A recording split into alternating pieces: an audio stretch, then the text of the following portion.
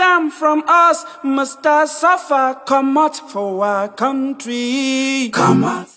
My fellow Cameroonians, here we are at the threshold of another year. This time last year, we were sad, yes, but buoyant with hope, founded simply on the love of our country and the love of one another. Today, elections have come and gone.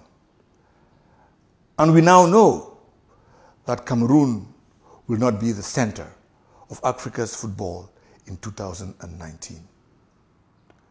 Before all else, on my part, I must thank all of you in your numbers who showed me love and amazing support. My commitment to those of you to whom I promised support remains unshaken. To the Now movement, I cannot thank you enough for your support. I am proud of what we were able to build in just 1 year. And I look forward to what we will accomplish in 2019.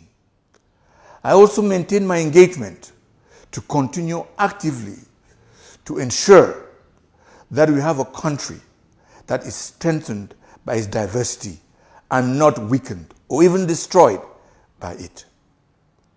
As we begin another year, we continue to face huge challenges. All patriotic Cameroonians should be worried about the crisis in the Anglophone regions of Cameroon.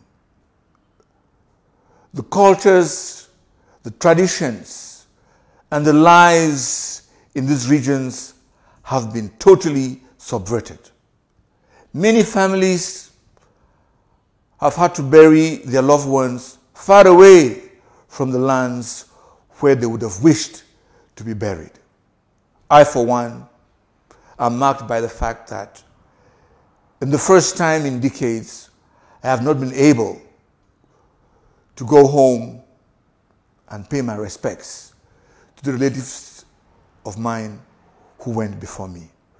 Further, the moral authority of our religious leaders, which many times constituted the recourse of many citizens, has been openly challenged to the point where some clergymen have lost their lives.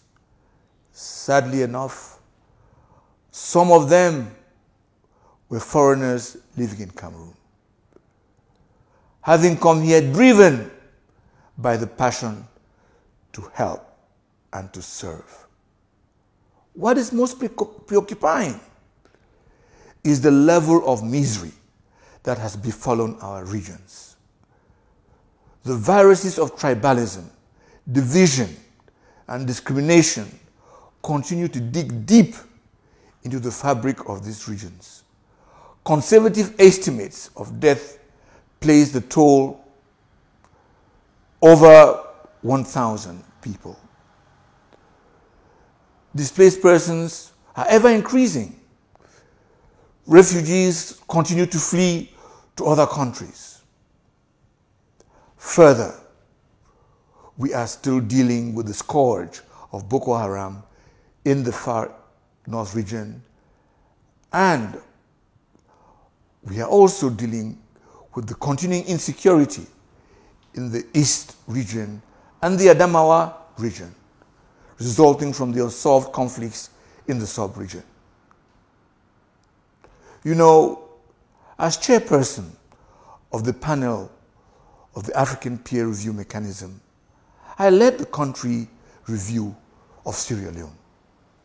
Today, every day that passes haunts my nights as I see the same things that shocked me in the evaluation of Sierra Leone slowly happening in my own country.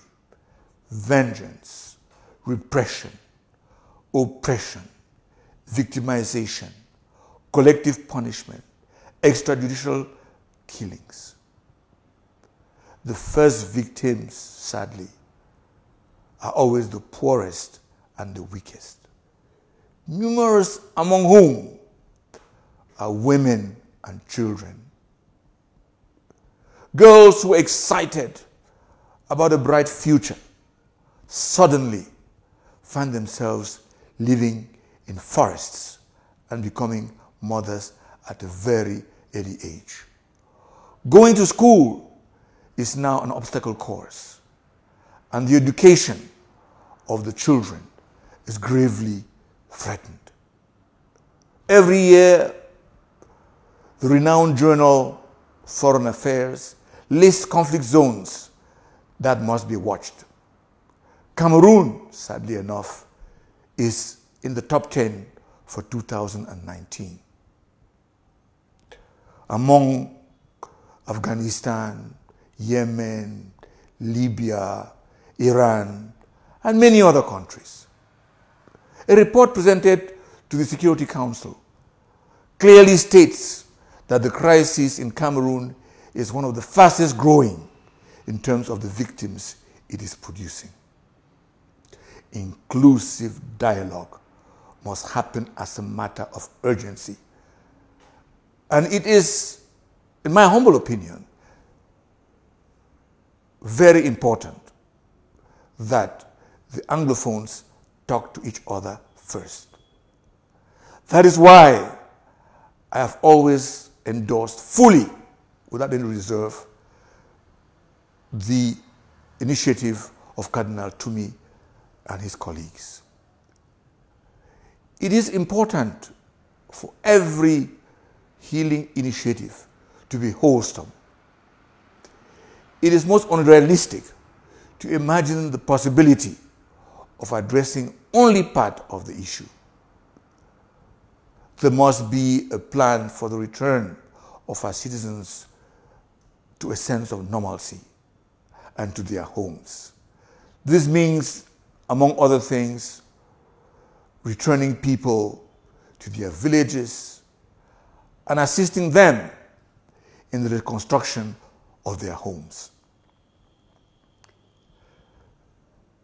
Clearing the fate of all the prisoners apprehended as a result of the current crisis and setting the parameters for inclusive dialogue are essential in this process. Further, we all know that the system of governance in our country has shown its limits at the expense of the citizen. I commit myself to continue to work at being part of the solution to heal our land in the coming year. A lot is being done, but know that sometimes discretion and silence are golden for us to accomplish these ideals. Added to that is humility and trust. All these are absolutely essential. As someone said, in spite of our differences, treating others with dignity and humanity is the first step towards mutual understanding. So as we cross into 2019, let us reflect on what Nelson Mandela said as he stepped out of jail. As I stand before the door of my freedom, I realize that if I do not leave my pain, anger, and bitterness behind me, I will still be in prison. If we will solve this crisis, we must also look beyond our pain and our bitterness and have an honest conversation about how we begin the healing process in Cameroon, so we can make diversity our strength. God bless Cameroon. Is the key to development. Is the key to development.